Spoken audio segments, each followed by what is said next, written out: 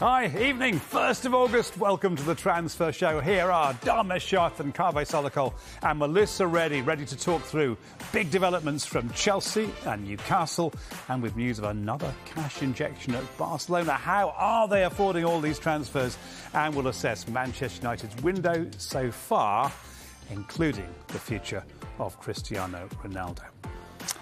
Cristiano Ronaldo has told Manchester United he wants to leave the club. Cristiano is not for sale. If Ronaldo wants to go, let him go. Cristiano is in our plans. Maybe for Ten Hag it solves a problem. We want to get success together. Cristiano Ronaldo will not join up with the Manchester United squad. Erik ten Hag has been speaking about Cristiano Ronaldo and he still couldn't give us an update. I focus on the players who are there and they are doing really well. Ronaldo last season was the top scorer, but the team was a shambles. I scored many goals playing with Cristiano. I think that was not the problem at all. United would let him leave. Bayern Munich are not interested. Atletico Madrid doesn't look likely. It's not needed that I give another comment and put rumours out there. United say it's not for sale. Ronaldo still wants to leave. Can't see them making this noise unless they have something in the back of their mind that they know is going to happen. He will return to the club Sunday, the King Place. But to kick us off on the first transfer show of August, a little tug of war maybe between Chelsea and Manchester City. Kaveh, what can you tell us? Yes, Chelsea are closing in on signing Marc Cucurella from Brighton. Now, the player himself obviously put in a transfer request on Friday. Manchester City have been trying to sign him.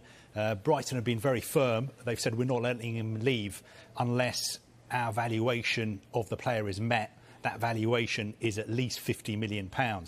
Now, Manchester City were not prepared to pay that. Chelsea are prepared to pay £50 million for Cucurella. The player himself wanted to move to Manchester City. I think he's quite happy to go to Chelsea as well, because, of course, if he moves to Stamford Bridge, he will be getting Champions League football. So it looks like Chelsea are getting close to signing him. They've already signed Raheem Sterling and Kalidou Koulibaly. It looks like Cucurella could be the third player in at Stamford Bridge this summer. They're also still working on deals for other players, other defenders. Denzel Dumfries at Inter Milan. He's a player they want. Inter Milan kind of pricing him out of the market at the moment, asking for €50 million for a player. I think they signed for about €15 million last summer from PSV Eindhoven. And of course, there's a whole situation regarding Wesley Fofana, a player Chelsea want, but there is no way that they're going to pay Leicester City's asking price of around £80 million. Lots of implications from all of that. Let's start with Chelsea. Melissa, what have you made of their approach under the new, completely changed regime in this window? It's obviously been quite scattered, as we've seen. The words Chelsea are interested in, we've heard quite a lot, or Chelsea are trying to hijack, Chelsea have moved in for.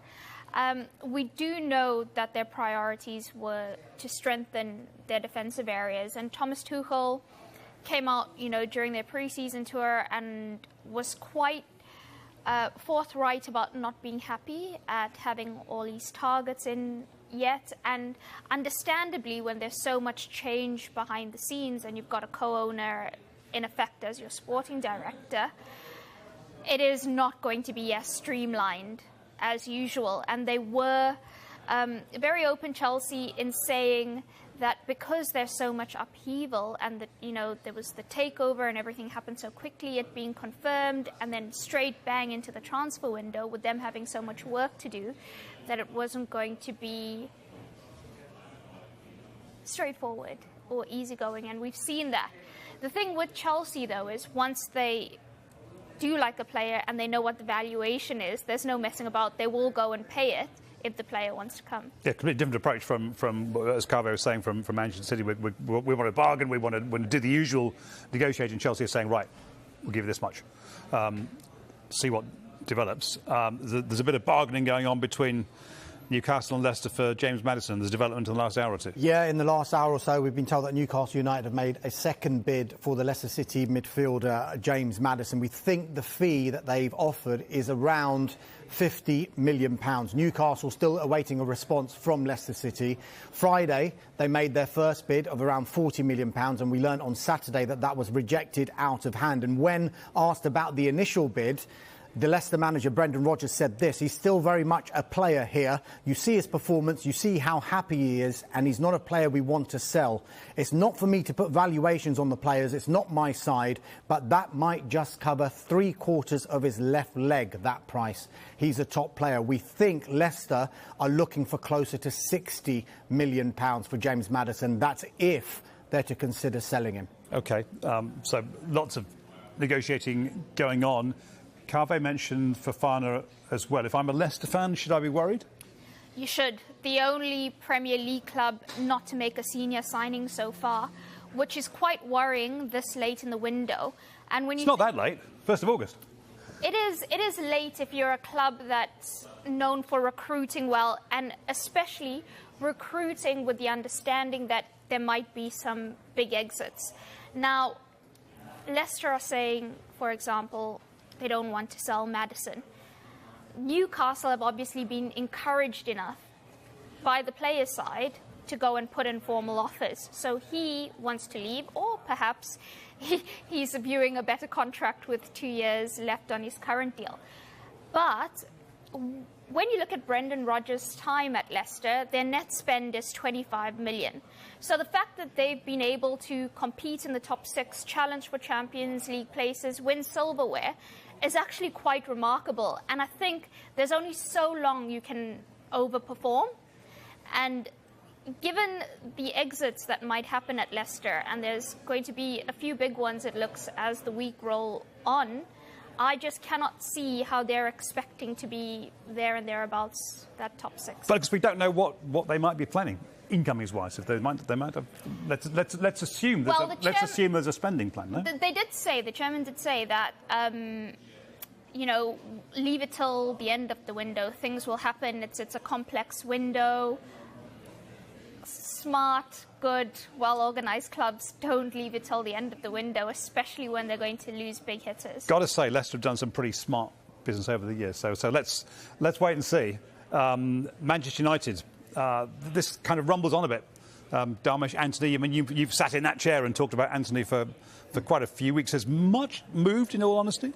Look, from the outset of this transfer window, we knew that a couple of Manchester United's priority positions were central midfield and strengthening the forward line, not necessarily bringing in an out-and-out striker, a number 9, because they're still legislating for the fact that Cristiano Ronaldo will stay at the club, and I'm sure Melissa and Carve will be talking about Ronaldo very, very shortly. But I'm told that a move for Ajax forward Anthony is completely off the agenda unless Ajax reduce their asking price for the player.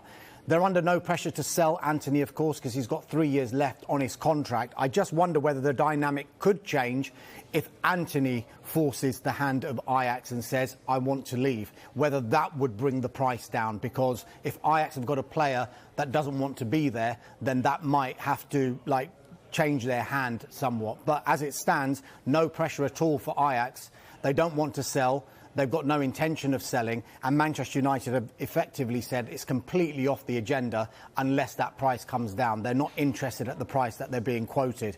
They are, though, looking at a number of other players, and one of them is the RB Salzburg forward, Benjamin Sesko. Now, Sesko scored the winning goal for RB Salzburg last Wednesday in a pre-season game against Liverpool. It's a difficult deal to do as well. Rather like the Anthony situation, Salzburg under no pressure to sell. They don't want to sell, and they've got a very high valuation for Sesko. And he's 19 years old. He's still got 4 years left on his contract. So a problematic deal to do, but United are looking around for someone to fulfil a position in that forward line with or without Cristiano Ronaldo. And again, what the player wants might be significant as exactly. well. He could change the dynamic rather like Anthony could at Ajax. Yeah. He's a giant, isn't he? 6'7". So he's a guy that you won't miss if he were to come. What about Frenkie de Jong? I keep hearing slightly pessimistic noises about that transfer. File this one under saga now.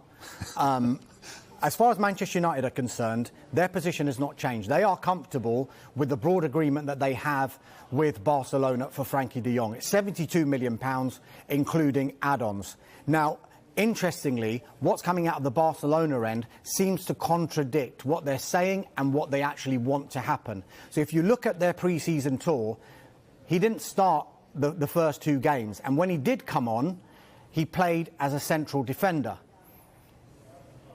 And at the time, Xavi was asked the question, were you sending a message to Frenkie de Jong by playing him at central defence? And he said no. And all the public utterances from Xavi and from Joan Laporta, the Barcelona president, is we've got no intention of selling him. He's happy here. We want him to stay. But there is an economic adjustment that needs to happen, which is to do with his deferred wages and also a potential salary cut.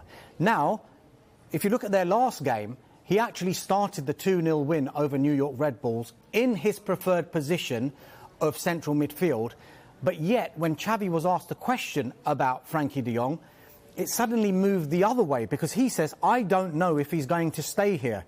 A lot of things can happen. The fact he played as a central defender in other games was not a sign he was leaving.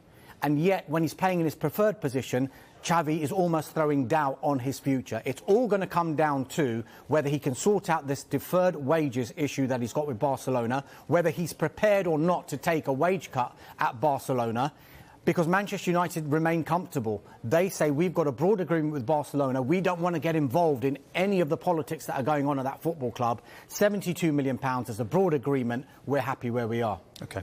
You mentioned Cristiano Ronaldo. Lots to cheer over after the last 2 or 3 days. Who wants to start? Carve?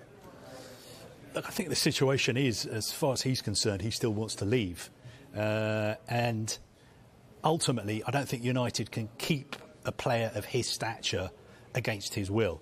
Now, one thing that's been mentioned to me over the last couple of days is that one way this problem could be solved is if Cristiano Ronaldo's contract at Manchester United was terminated. Then he would become a free agent. Manchester United wouldn't have to carry on paying him up to about £500,000 a week that they're paying him, and he would be able to go and find another club, a Champions League club, and he wouldn't be Manchester United's problem anymore. Now, the only issue with that is, from a financial point of view, it doesn't make sense for Manchester United, because obviously they invested a transfer fee when they signed him last summer from Juventus. I think it was up to about 20 million euros. So they would effectively be writing that off. Now, I don't think they're prepared to do that at the moment, but as we progress towards deadline day and United have to decide what they're going to do with a player who doesn't want to be there, maybe then that will become a more interesting option as far as United are concerned. And I think the problem United have got as well is that the clubs who are interested in signing him in a way know that this is a possibility. So they're thinking maybe we should just hold back and wait until he's a free agent, and then we would be able to get him. So we've got weeks of cheaper. brakemanship ahead, basically. We could do. And as far as Atletico Madrid are concerned, Diego Simeone definitely wants Cristiano Ronaldo. He wants him. I think Cristiano Ronaldo is willing to go there, yes. A section of their fans don't want him at the club. There'd be uproar, wouldn't there, amongst the section? But I think once he goes there and he starts scoring goals, I think maybe that uproar would die down. But from United's point of view, I think it just leaves a bad taste in the mouth that it's going to end up the way it has ended. Well, it also leaves a lot of uncertainty, Mr. For Erik ten Hag. You're a new man at a new club trying to plan a season. You don't know what's happening with your main man. Yeah, and it was actually quite surprising to see how quickly Erik ten Hag gained control of Manchester United, and watching them during pre-season, he was completely in charge of the little and large details. But that was perhaps made easy by the fact that Cristiano Ronaldo's absence, he dealt with it so well in that he didn't isolate Ronaldo. He always said he's part of the club's plans, part of my plans, stressed the personal issue that kept him from going on tour. So he handled it quite open, that whichever way it was going to go, he gave himself enough room to deal with it. Now, if Ronaldo's absence wasn't an issue, because the players actually responded so well to his training sessions. You could see them really having confidence in the tactical structure they were given in possession and out of it. So now we've got Ronaldo's presence. And the King did play, but no one's talking about what he did on the pitch. People are saying, did he leave early? Was it really with permission or without permission, given everything we know about Ten Hag and discipline, which the manager's been quite clear on, and all the exclusive interviews we did while on tour with the players, they all spoke about his way, the rules, following the rules. Now, the noise around Ronaldo just feels like such a distraction. And the longer this remains uncertain, and Kave says the club's interested in him, Atleti have an interest, but have also said it's practically impossible that he comes. Bayern have turned it down. Chelsea have turned him down. Now there's suggestions of Sporting are in the group stages of the Champions League. How much further are they going to get? For a player who's speaking about legacy and extending his Champions League He'd have to take a massive pay cut, wouldn't he? But leave alone the pay cut, what Champions League legacy? Like, what are they giving you by group games? OK, one of the great things about the transfer show this time of the year is that you don't quite know what's going to happen next. Dalmish, you've got something for us, and I genuinely don't know what it is. It better be good. Yeah, no, I think this one's been around in the past 24 hours or so. It's just been confirmed to me that Arthur Masuaku of West Ham United, he's close to joining Besiktas on a season-long loan. So Besiktas close to agreeing a loan deal for the season for the West Ham defender Arthur Masuaku. Could be good business for both West Ham and the player. It looks like his game time would be limited at West Ham United, but also he's got a contract until 2024 with a 2-year option from the club and a 2-year option from the player. So if he was to spend a season on loan and West Ham United wanted to sell him in the summer and he performs well for Besiktas for the season, then his value would stay up and they'd be able to get a good transfer fee for him next summer. So it looks like Masuaku could be on his way to Besiktas. That one, I'm told, is getting close. Thanks so much for that, Darmish. Stay with us. Coming up next, news from all 20 Premier League clubs, and a reminder from 6 tonight, plenty more from the Lionesses as they celebrate their England Euro 2022 triumph with the fans in central London. Together, we can change it.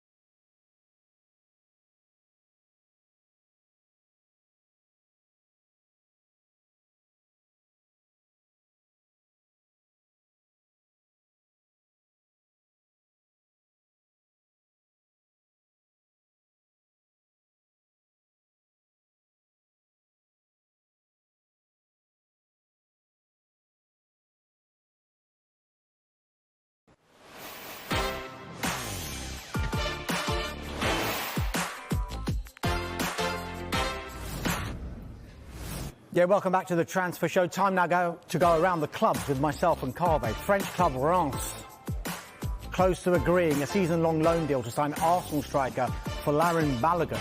Aston Villa are still in the market for quality to improve their team after bringing in the likes of Diego Carlos and Boubacara Kamara this summer. Bournemouth have signed midfielder Marcus Tavernier from Middlesbrough for £12.5 million. Brentford are in talks with Sampdoria over a deal for Mikael Damsgaard, but are yet to make an offer for the Denmark midfielder. Chelsea in advanced talks with Brighton over the signing of left-back Marc Cucurella.